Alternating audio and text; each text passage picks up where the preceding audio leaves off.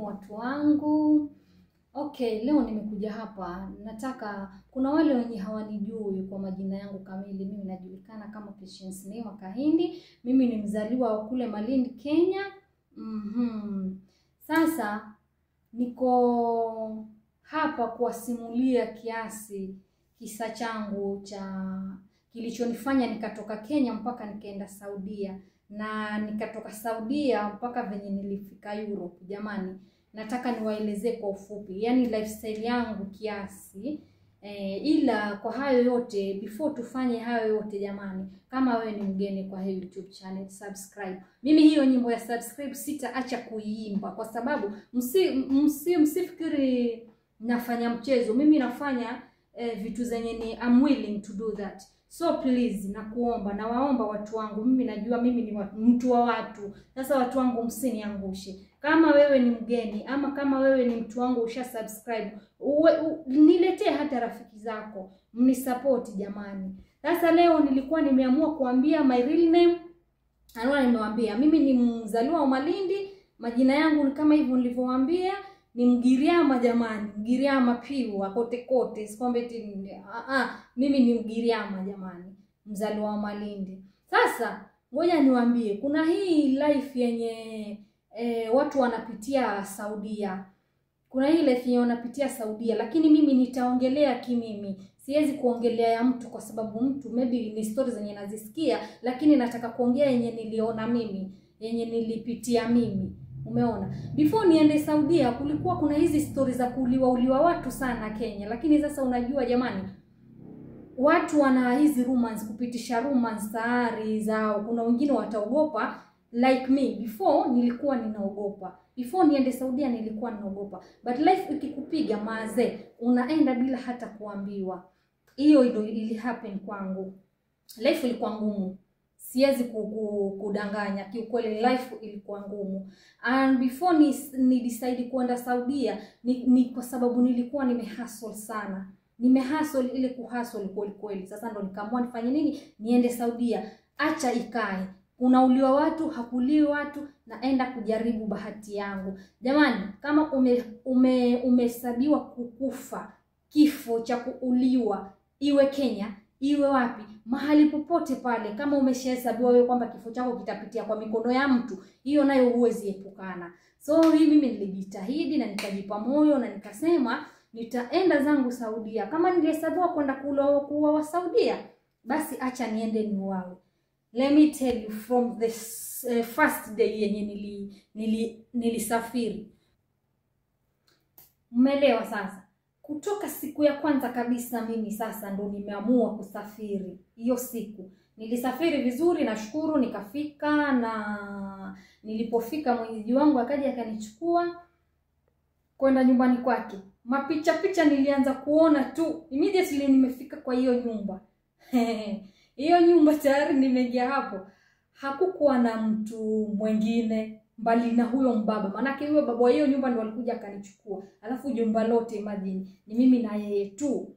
Sasa mimi kulingana na vile tulikuwa tunaongea, yeye alisema ana mke na ana watoto. Lakini cha ajabu tulipofika pale, mimi sikuona watoto na sikuona mke. So nikawa tayari nimejua kuisha. Wale wanaosema kwamba watu wanauliwa Saudia, kweli ndio hiki kimenipata. Lakini nikajipa moyo. Unaona ile, hata kama si mtu wa kuomba, lakini siku hiyo unaweza omba ile yako yote. Mimi basi ilikuwa hivyo. Niliweka maombi kwangu. Nilimwambia Mungu, jamani, kama mimi hii sasa ndio mwisho wangu, Mungu jamani nipiganie, kwa sababu hapa ninapoona hama picha. Sasa kwa bahati nzuri yule baba akanifuata, akaniambia, Neema, usiogope. Hapa mimi naishi na mke wangu na watoto wangu, lakini watoto wangu wako kule kwa nyanya yao, ila mama yani mke wangu yuko hospitali na mtoto wangu mmoja ni mgonjwa. Sawa. Sasa pia ni wale watoto walipigwa simu wakaja, manake kwa tunaita beti mama Simbani ni hapo karibu, yani kwa nyanya. Ni hapo karibu. So wakapigwa simu wale watoto wakaletwa. Kidogo nikasema alhamdulillah, nikashusha pumzi. Sasa nikasema at least. Basi hiyo ni siku ya kwanza. Hiyo siku ya kwanza hiyo sasa, na usiku sikupatiwa maelezo. Huyo baba alisema mke wangu atatoka hospitali leo jioni atatoka hospitali afanye nini, akikuja atakupa maelezo. Haya. Siku hiyo nililala bila kumuona mke wake. Sasa unajua asubuhi sijui kama naanzia wapi. Sijui nalala na vile nisikia hizo rumba za Arabuni. Watu wanarauka sijui nini. Kiherehere mimi nikarauka siku hiyo. Nilirauka nilichokianza. Unajua kuna hii vacuum mimi sijawahi iona, sijawahi itumia nikiwa Kenya. Niliona tu trending tayari vile, na unajua trending mkiwa wengi kuna wengine hata hawaishiki, hawapati muda wa kuishika ile vacuum. Sasa mimi na udarai wangu asubuhi, watu wamelala. Huoni nitaenda kuchukua vacuum. Nilienda kuchukua vacuum nika vacuum floor. Acha baba atoke mbio ndani ya nyumba. Akaja akanitukana nikakasirika. Haya, siku basi zikaenda, lakini sasa kizaza kinaanza hapa. Huyu mama na huyu msichana wake walipotoka kule hospitali. Huko hospitali huyu msichana alikuwa ameumia mguu, alianguka kwa stairs, akaumia mguu. Ni kasichana kama miaka 12. Kale kasichana, hao watoto jamani, watoto wa Arabu wana maisha magumu, wana roho mbaya. Ukienda kwa nyumba ya Mwarabu ukipendwa na watoto wewe shukuru. Upendwa na wazazi mpaka watoto shukuru. Lakini sasa mimi wakati huo hao watoto tayari hawakunipenda. Wakati naingia hapo nilikuwa mtu wa kulia. Usione ile unafanya kazi, ushamopu, ushamaliza. Alafu ile umemopu kama nimemopu sitting room, nimeenda jikoni. Ukirudi kwa sitting room, mtoto amechukua juice makusudi ama maziwa amemwaga, alafu anakuambia clean it. Yaani huyo ni mtoto wa bosi. Anamwaga makusudi alafu anakuambia clean.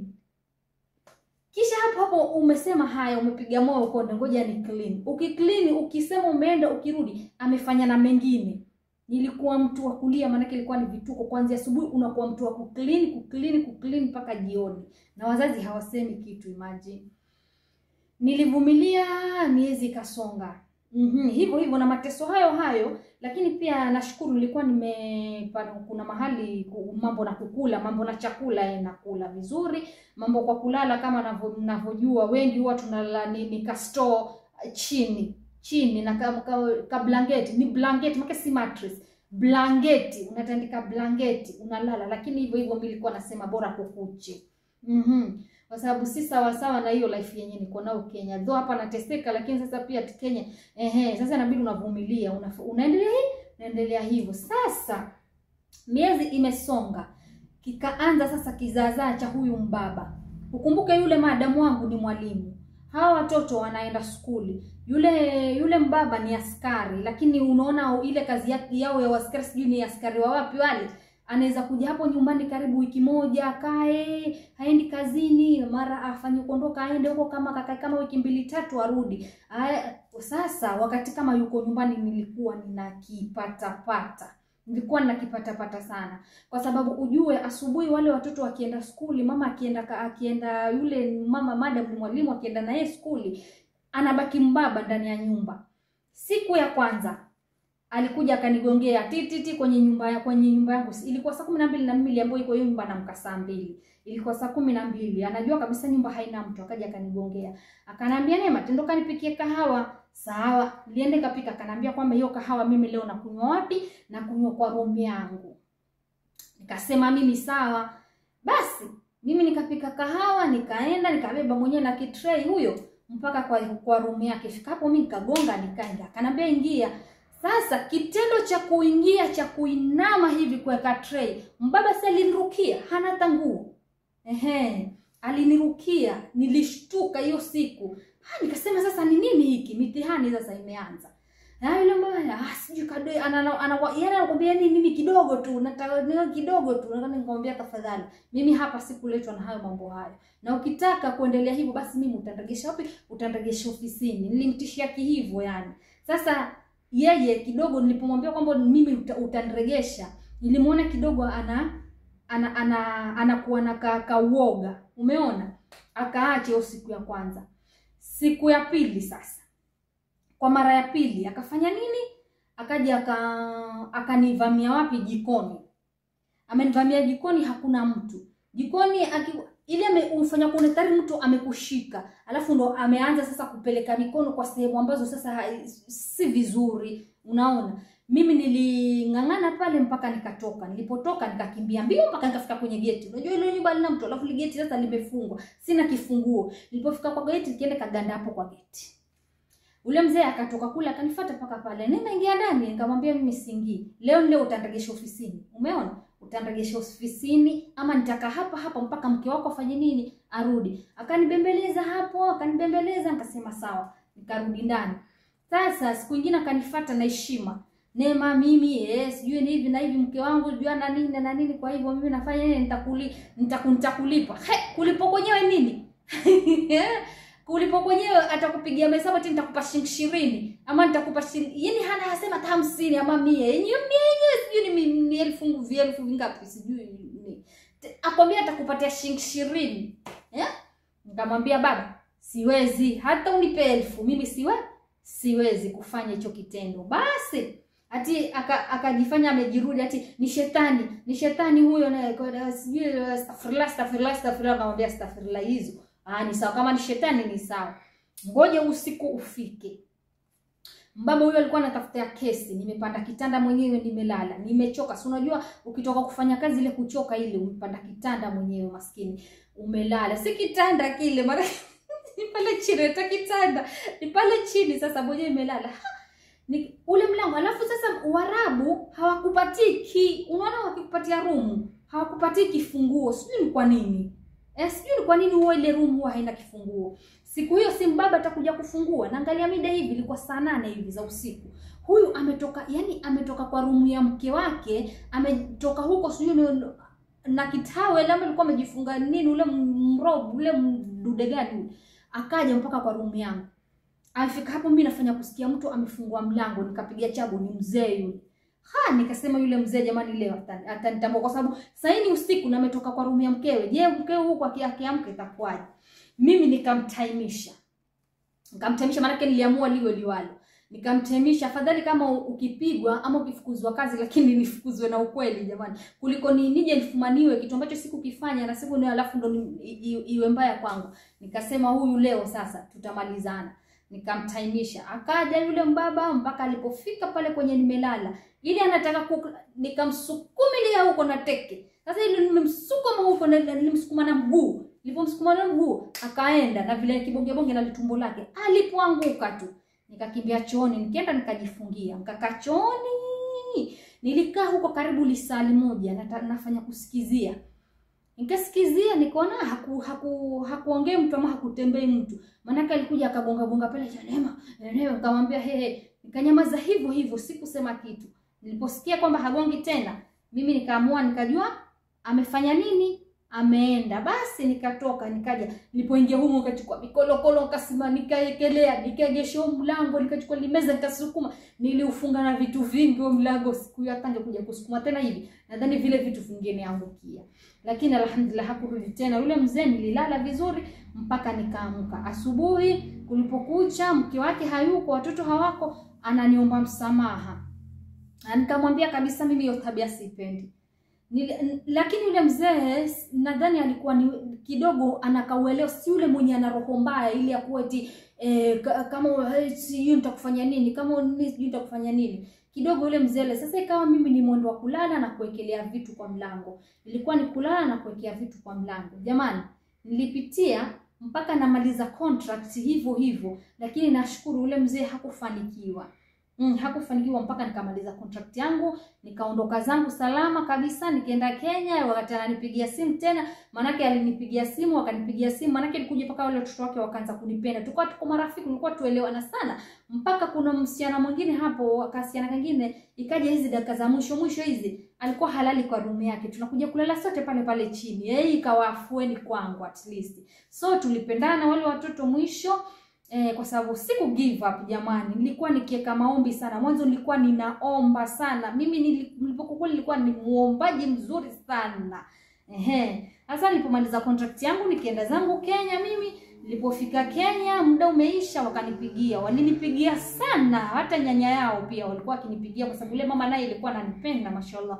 Alikuwa ananipenda sana.